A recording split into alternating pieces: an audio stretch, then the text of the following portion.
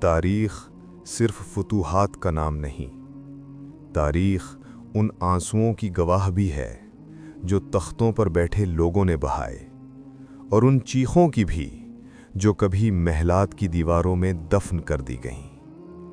آج ہم ایک ایسی سلطنت کی بات کرنے جا رہے ہیں جس کا نام سنتے ہی صدیوں تک زمین کانپتی رہی۔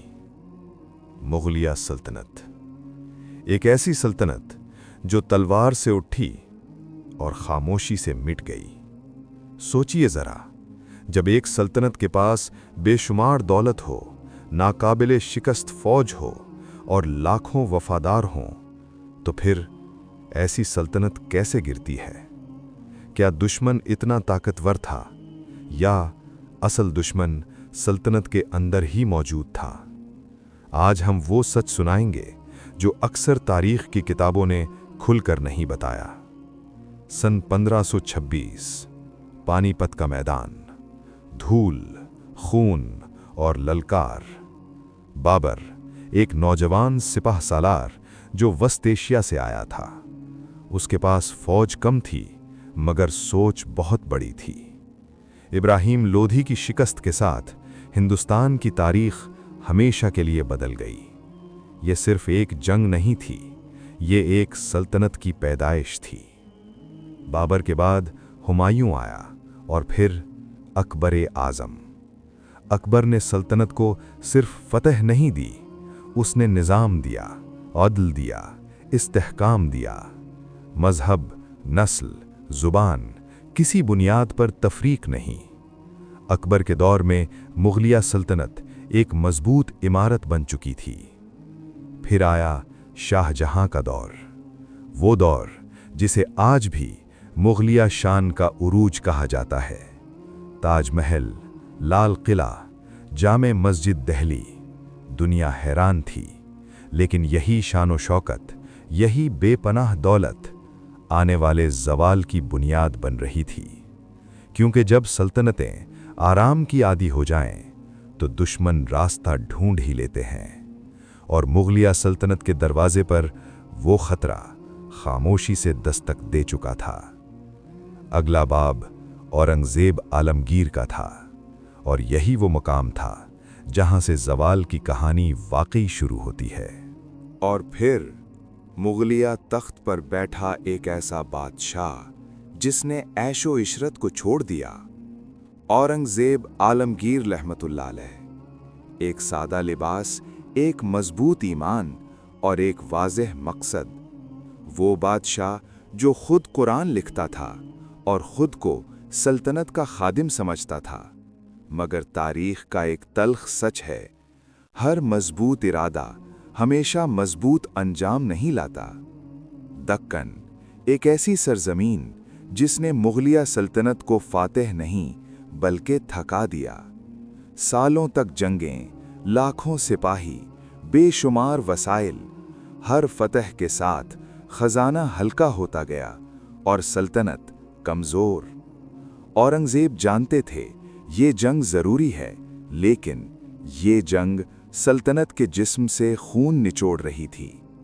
جب ایک بادشاہ تمام عمر میدان جنگ میں گزار دے تو پیچھے کئی زخم رہ جاتے ہیں۔ مرکز کمزور ہو رہا تھا، صوبے خود مختار، امراء اپنی طاقت بڑھانے میں لگ گئے، وفاداری خاموشی سے سودے بازی بن گئی۔ سن 1707 اورنگزیب عالمگیر رحمۃ اللہ علیہ دنیا سے رخصت ہو گئے۔ ان کے ساتھ ہی مغلیہ سلطنت کی آخری مضبوط دیوار گر گئی۔ اب تخت پر بادشاہ تو بیٹھے مگر بادشاہت نہیں رہی۔ اورنگزیب کے بعد جو آئے وہ تخت کے وارث تھے، ذمہ داری کے نہیں۔ عیش، شراب، محلات کی سازشیں۔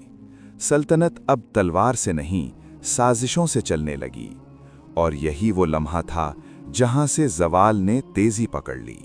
اورنگزیب عالمگیر کے بعد مغلیہ سلطنت کا توازن ٹوٹنے لگا۔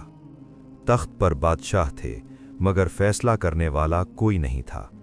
سلطنت نام کی رہ گئی تھی، اختیار کی نہیں۔ خزانہ جو کبھی بھرپور تھا اب خالی ہونے لگا۔ سپاہیوں کی تنخواہیں رک گئیں، فوج کا حوصلہ ٹوٹنے لگا، और जब फौज कमज़ोर हो जाए तो सल्तनत ज़्यादा देर जिंदा नहीं रहती। दरबार में साजिशें बढ़ गईं। हर वज़ीर अपनी ताकत बढ़ाने में लग गया।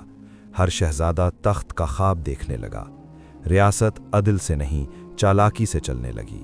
बंगाल, औज, हैदराबाद, दक्कन, हर सूबा अपने आप को खुद मुख्तार समझने लगा। दिल्ली का हुक्म अब हुक्म नहीं रहा था, वो सिर्फ एक दरख्वास्त बन चुका था। मुग़लिया सल्तनत नक्शे पर तो एक थी, मगर हकीकत में टुकड़ों में बँट चुकी थी। इसी कमज़ोरी की खबर सरहदों से बाहर पहुंच चुकी थी। ईरान का बादशाह नादिर शाह ये सब देख रहा था। सन 1739 नादिर शाह ने हिंदुस्तान का रुख किया। करनाल का मैदान, मुग़ल फ़ौज सामने थी, लेकिन जज्बा गायब था। नज़्म टूट चुका था। फैसला चंद घंटों में हो गया। मुग़लिया शिकस्त नाकाबिले यकीन हद तक तेज़ थी। नादिर शाह दिल्ली में दाखिल हुआ। वो दिल्ली जो कभी अमन की अलामत था, अब खून में डूब गया। गलियां लाशों से भर गईं, बाजार खामोश हो गए, महल्लात खौफ के गवाह बन गए। कोहिनूर, तख्ते ताऊस और बेशुमार खजाने दिल्ली से निकल गए। ये सिर्फ दौलत की लूट नहीं थी, ये मुग़लिया वक़ार की मौत थी। बादशाह सब कुछ देखता रहा, मगर कर कुछ न सका। नादिर शाह के जाने के बाद दिल्ली बाकी रही, लेकिन उसकी रूह ख़त्म हो चुकी थी।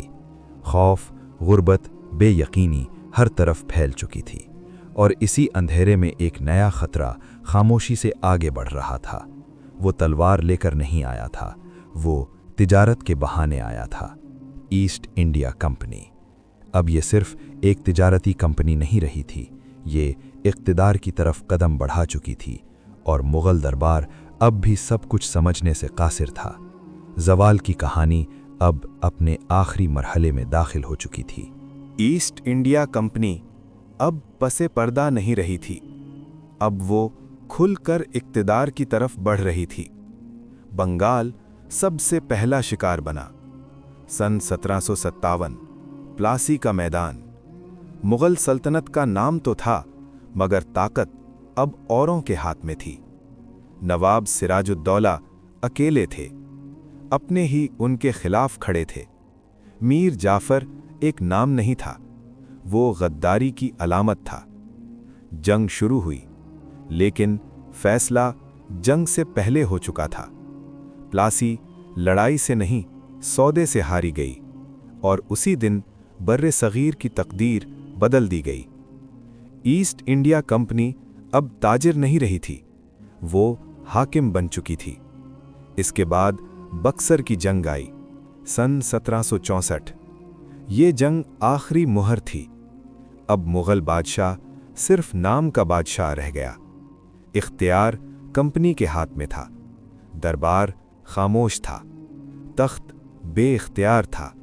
सल्तनत सांस ले रही थी, जिंदगी नहीं। वक्त गुजरता गया, कंपनी ताकतवर होती गई और मुग़ल कमज़ोर तर। फिर आया सन 1857, वो साल जो तारीख़ में खून से लिखा गया। सिपाहियों की बगावत, अवाम का गुस्सा, सदियों की ग़ुलामी एक साथ फट पड़ी।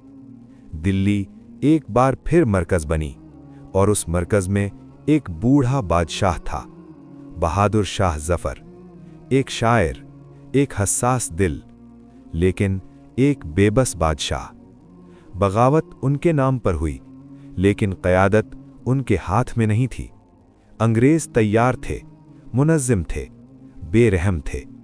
चंद महीनों में बगावत कुचल दी गई। दिल्ली फिर खून में नहलाई गई।